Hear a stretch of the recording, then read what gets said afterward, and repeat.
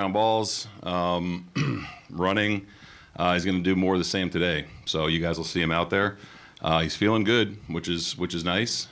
Still a few more boxes to check. If he checks those between short, second, and DH, what feels likelier to you right now? We'll see. You know, we're kind of coming right down to the wire with it. I could see all three of those things happening, to be honest with you. Just kind of have to talk to him after the workout today, see how comfortable he felt doing everything, and make the best decision. I'll go to Steve in the second row, John. John, the first third of the season, you guys were scuffling a bit to try and find who you were and what you were going to be. And in the last game of a series in Texas, Bo hit a pinch hit home run in the ninth inning to win you a game. And it was almost like the lights came on then and the season started. What do you remember from that night and what happened right after that and how important that hit was to what was going on at the time? Yeah, there were a few moments over the course of the year, I think, where you could kind of feel some momentum gathering, if you will. That night, I think, we had come off a terrible series in Tampa, getting swept there and not playing well at all. So I think that night kind of reset us a little bit. I remember thinking it was both of us weren't scoring a lot of runs at that time, us in Texas. So every run was kind of at a premium. So that kind of gave the room a deep breath a little bit. I think that it was Bo kind of made everyone rally around that a little bit. And then for whatever reason, we kind of got rolling. I look at that game. I look at the Yankees series here in the summer, the 4 games that kind of, we always had confidence, but then I think you start looking around and you start saying, okay, something's moving in the right direction here. We'll stay there with Mike. Hello, John. Hey, Mike. To the question about Bo at second, short, or DH, and we've talked a lot about how long you've been here. Bo hasn't played second base since 2018, and you saw him there, right? You were his manager. I know he's been taking ground balls, but how much of a leap is that to ask someone in the World Series to play a position that they haven't played in 7 years and have barely played? Yeah, and what did he look like then? He looked more than comfortable then. I've always said if you can play shortstop, you can kind of play anywhere. First base may be a little bit different, but he looked good then. I think that where we are now, there's going to be emotions and thoughts and feelings that these guys are going to feel that they haven't felt, regardless of if they just played in Game 7 or if they haven't played in a while, So it's a little bit of a leap, yeah, for sure. Again, I think just in conversations with Bo, he's pretty realistic about how he feels and how he will feel if he's out there. So it's something we got to continue to work through, really. And I think that if he feels comfortable doing it, I'm going to listen to players and trust them. I've known Bo for a long time. So we'll see how today goes. And just to follow up on your length of time, like this is the only uniform you've ever worn, this organization, right? This is a quarter century for you in here. To have this team in the World Series when, you're a Blue Jays lifer, what's that connection say? What does that mean for you? I mean, for me, I try to take me out of it, but for me, it's really special. Managing the rookie ball Gulf Coast League team and playing 10:30 games on a Saturday at the complex is a far cry from this, right? But I think you think about the work that you've done, the people you've met, the adjustments you've made. This was always the end goal, right, with this organization. Did I think that it would happen? Probably not, because of how this game works and how there's a lot of movement to this job. So I'm really excited about this, but I'm just as excited for guys that I've known for a long time, for Bo, for Vlad, for guys that have been here for numerous years. It's just really cool for the organization, and I'm just thankful and humbled that I'm the one doing it, leading them into the World Series. Up front on your left, Ben. Hey, John. What can you share about your plans for the starting rotation? I can share that Trey Yesavage will pitch Game 1, and we will announce Game 2 probably a little bit later today. And I'm sure I'll talk to you guys again at some point today or tomorrow, and we'll go from there. Is Chris Bassett a part of those discussions, or is he more, leverage relief like we saw in the CS? Most likely Chris will stay in the bullpen. and figure out the best spots for him. But he's, I think, throwing the ball really well and is in a good spot physically and mentally. Third row on your right, John. Hey, John, just to go back to Bo again for a moment, specifically Bo and Vladdy, that tandem, you've watched them, I guess, since the very beginning. Can you reflect on their relationship and what they've meant to each other all these years? I think they've both said it to where they kind of feel like brothers at this point, right?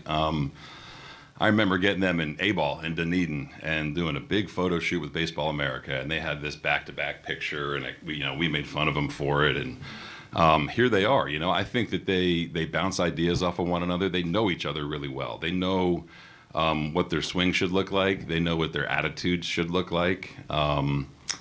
It's pretty unique, you know what I mean, for guys to be kind of tied together from the beginning of their professional career. It's fun to watch, you know what I mean? It's fun to watch them go from kids to adults. It's fun to watch them go from minor leaguers to big leaguers and big leaguers to superstars, Not everyone gets a chance to do that. So, I mean, from my vantage point, that is. So it's been really, really fun to watch them grow, and their relationship is one of the closest ones I've seen in the game. We'll stay there with Shy. Hey, John. Hey. How did Kevin come out of the inning Monday? And does he need an extra day? Is that leading to, in part, to the decision to go with Trey in Game 1? Yeah, we tried to, talk to all the guys and, see how they were doing physically, see what we have done historically in terms of rest, what it may look like later in the series for certain guys, and then how each one of them matches up against the Dodgers. So wanted to kind of get everyone's feedback, everyone's input. We have all of ours as coaches and medical staff and game planning, but I want to see how they feel.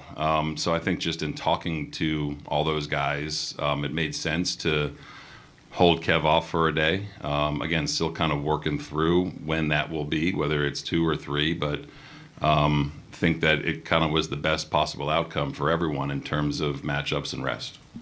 And just with Bo, if you do end up carrying him, does that make it perhaps a bit more likely to go to a 14-12 split, just to have some extra options on the bench in case something's going on with him, or you just need to run for him later in a game, something along those lines? I think we're talking about that. I think we'll know more today and kind of how he responds to a little bit more activity, and kind of think about how we're going to use our pitching staff, how we're going to use our bullpen.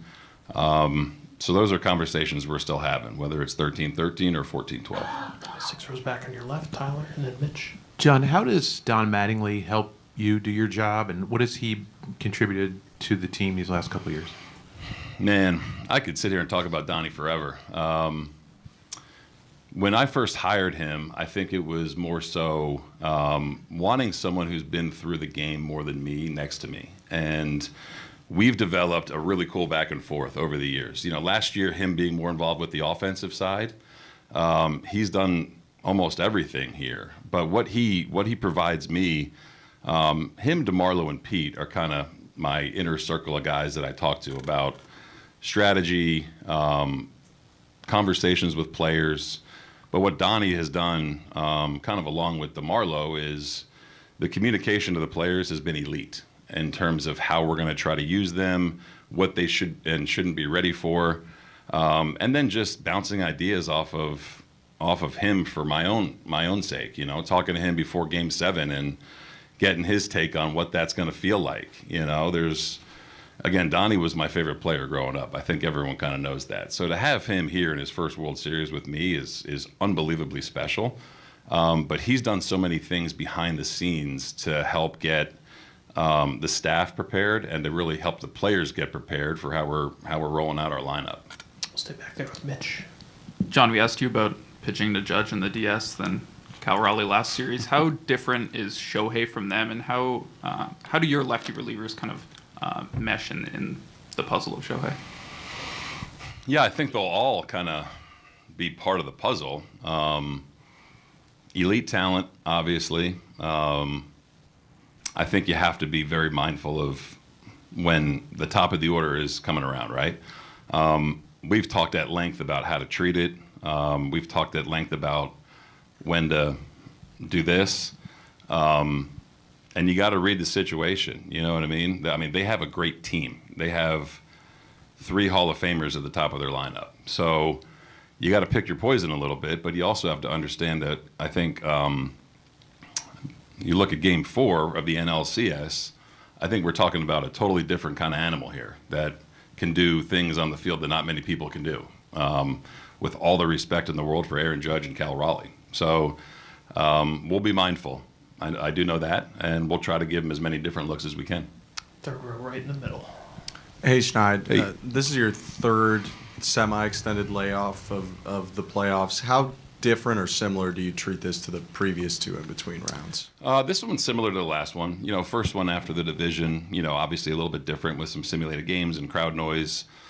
This one, very similar to before the CS. You know, it's a regular workout yesterday with some live ABs. Today's going to be a little bit of the same with a little bit more attention to detail from a defensive standpoint, and then some more live ABs that will try to, you know, recreate some situations. So I think all of the fundamental stuff you feel good about. You know, we've just done it in real time, just trying to keep the rhythm and timing of guys in the batter's box. And what does this look like for Louis after throwing so many times in the first 2 series? What has his last couple of days been? I think he's been in the float tank with cucumbers in his eyes, getting a foot rub. These were good off days for him. Again, I think that Louis is a unique guy to where he is not going to back down from a challenge.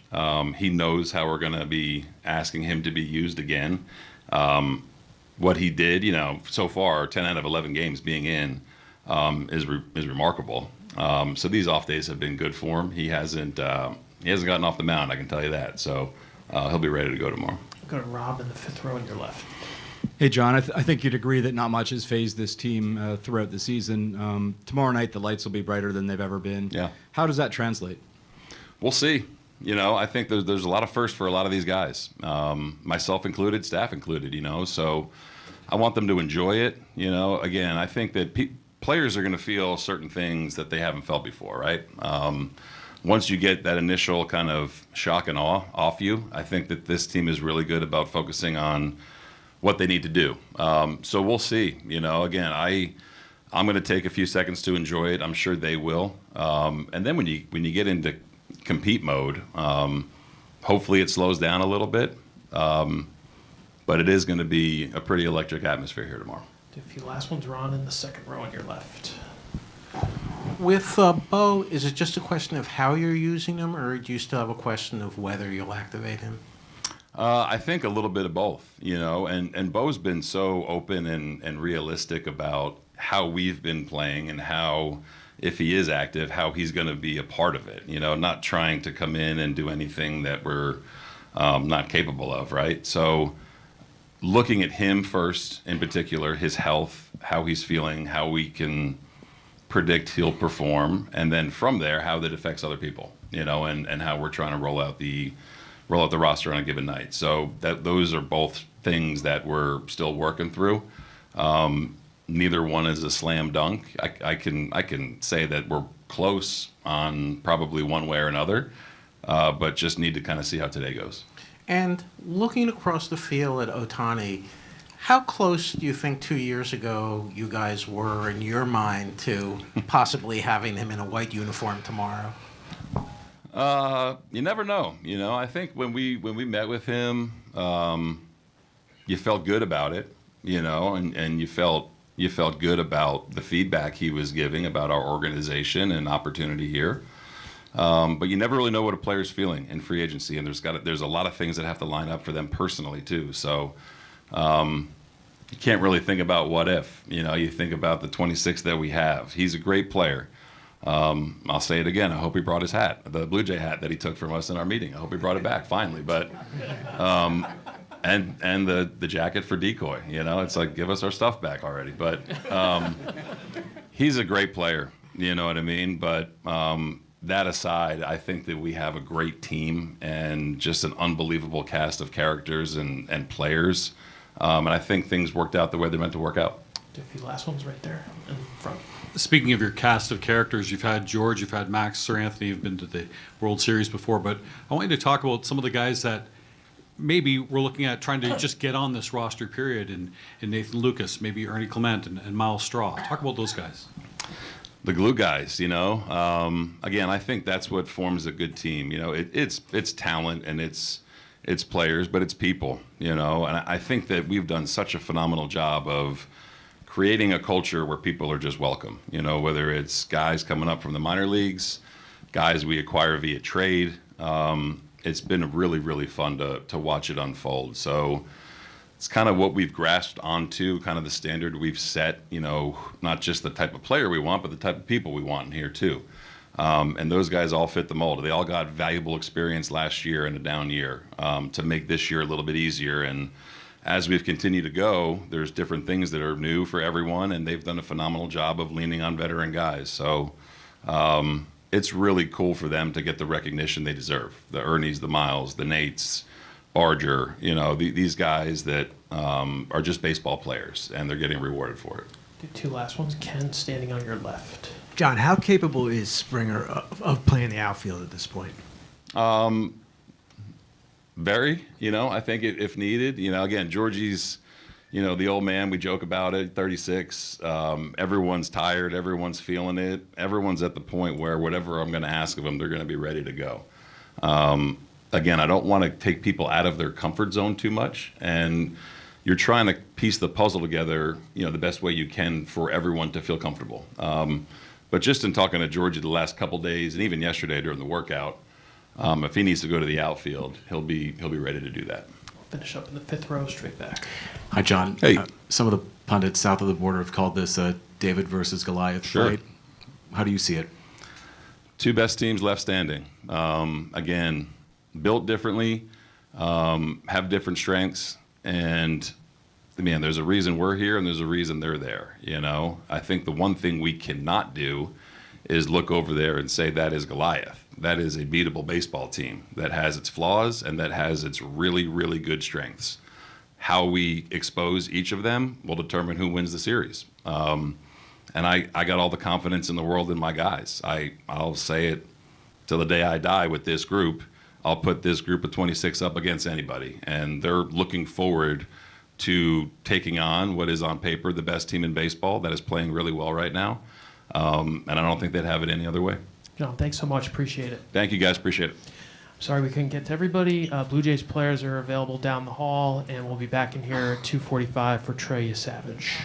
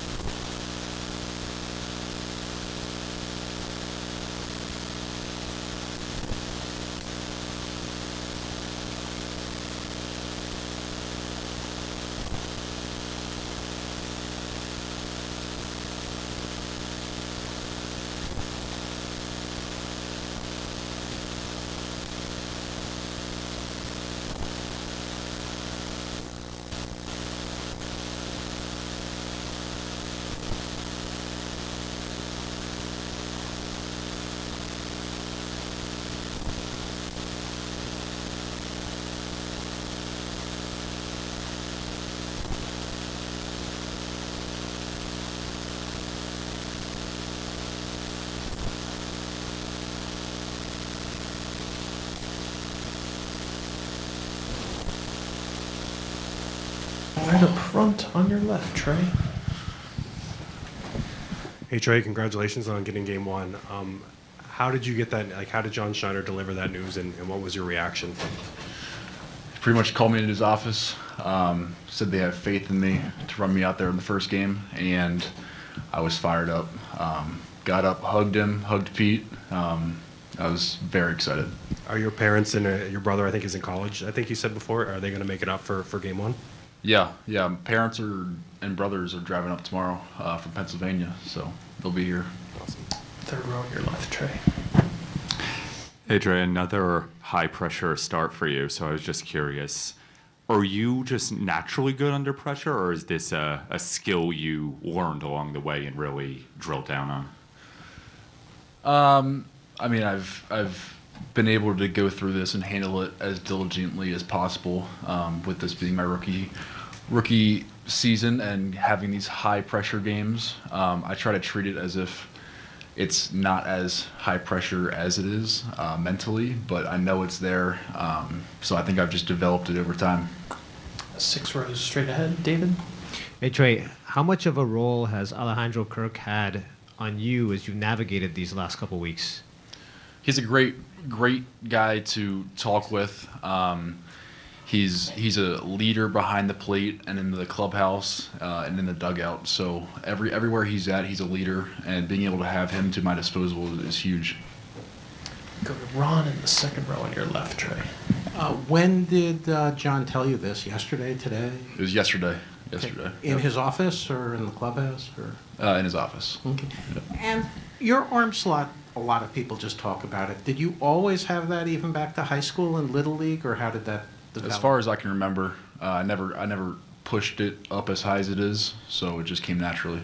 And did it change and get higher over the years, or even lower? Or? I couldn't tell you. I'll have to go back and look at some old pictures. And what are some of the things other pitchers tell you that they see your slot and how it wouldn't work for them? I'm sure some people think that would hurt to go all the way up there. But I mean, everyone thinks it's unique, which it is. We'll stay in that same row with Mike on your left. Hey Trey, as excited as you are to have this start, how do you channel that emotion and excitement into focus when you're out on the mound to start it?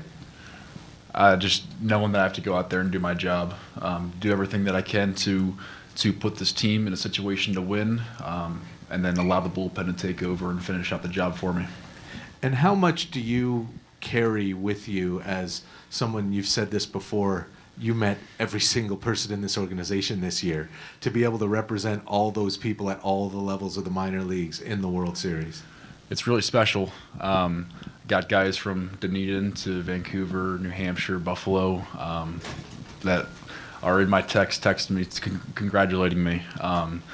But it's just a testament of how together this whole entire organization is, even in different parts of the country. This organization is run very well, and everybody's awesome here. One row behind, Shy. Trey, given that, after your last outing, what would your inbox have looked like? I didn't even look. I tried getting to what I could, but it's a little tough. When we talked in spring, you talked about how you don't necessarily use a ton of data. Just over the course of the year, I'm wondering how has maybe your process of preparing for starts grown, and since you got here especially, are you doing some different stuff in your preparation, scouting reports? Are you taking different information than you did beforehand? How has that grown over the course of the year? No, I mean, I'm pretty meat and potatoes with it. Just keep it basic. I don't want to be out there on the mound thinking too much, because for me, I'm at best when I'm just blacked out there and not thinking at all. So I run through the order with Pete and Kirk pregame, and we go over things we need to attack and look out for, and we go from there. Standing far back on your left, Trey. Tyler? Trey, at what point on your sort of climb up the ladder this year did you think that you'd have a chance to contribute up here and contribute in the postseason up here? I thought once they moved me to the pen for an outing in Double-A that it wasn't just for fun. There was a reason behind it, and potentially come up here and pitch for the squad out of the bullpen. But going into AAA, they kind of had me do the same thing, but I came up here as a starter, and it sticked. bit further to your left, Jamie. Trey, approximately 8 million Canadians watched Game 7 of the previous series, so that would compute to about 1/5 of the entire country. Have you had a chance to digest the impact that you and your teammates are having on so many people? It's hard to see the entire impact just because we're kind of almost like sheltered here. But I mean, I know we represent this entire country, and we're this country's team. So we want to go out there and do everything we can to make this country proud of us. Front on your right, Jordan. Trey, you mentioned kind of the straightforward approach to pitching that you've always had, but is there anything that's different between you now as a pitcher on the mound to what you were doing, in college at East Carolina? Yeah, I've learned to be able to navigate at bats from at bat to at bat better, making adjustments from facing the one hole the first time to the second time, and seeing what adjustments I need to make. So the aspect of like reading a swing, reading body language, and stuff like that. First row on your left, Trey. Hey Trey, a lot gets made of the organization here, the chemistry with the team, the guys. I'm curious what your experience has been like, coming up so quickly from the minors, having to integrate with the guys. Just how's that experience been? They've all welcomed me with open arms. As soon as I got here, everyone was unbelievably friendly and nice, and they embraced me, which was huge for the success that I've had so far. So I thank every single one of these guys for treating me with respect, and I love these guys. Is there a particular veteran that has taken you under his wing? A lot of the starters, so like Gosman, Scherzer, Bassett, Shane, those guys are great. Fourth row on your left, Trey. Dan. Hi, Trey. How often have you shaken off Kirk over your first 6 starts, and has it grown over time? I truly haven't. I tried shaking him off last start, but he shook me right back off. So ended up throwing a heater in that situation. But I have all my faith in him, so I probably won't shake him off again. So 1 pitch in 6 starts, and you're 0 for 1, shaking him off. Okay. Yes, correct. All right, Stay there with Jason. Hey, Trey. Guys who have 3 career starts in the big leagues don't ordinarily get to do this thing that you're about to do and start Game 1 of the World Series. Is there any part of you that can't believe you're about to do this in real life? Absolutely. I wake up every single morning, and I thank the Lord that I'm here in this situation, that He blessed me with this opportunity, and it's something I never even would have dreamed of, but I'm here now, and I'm embracing it fully, and I'm so happy to be here. Fourth row on your right, Daisuke. Hi, Trey. Obviously, you are facing Ohtani tomorrow. His last game was pretty impressive. It's kind of a dumb question, but what's the impression of him, and how are you going to try to neutralize him? He's a special player.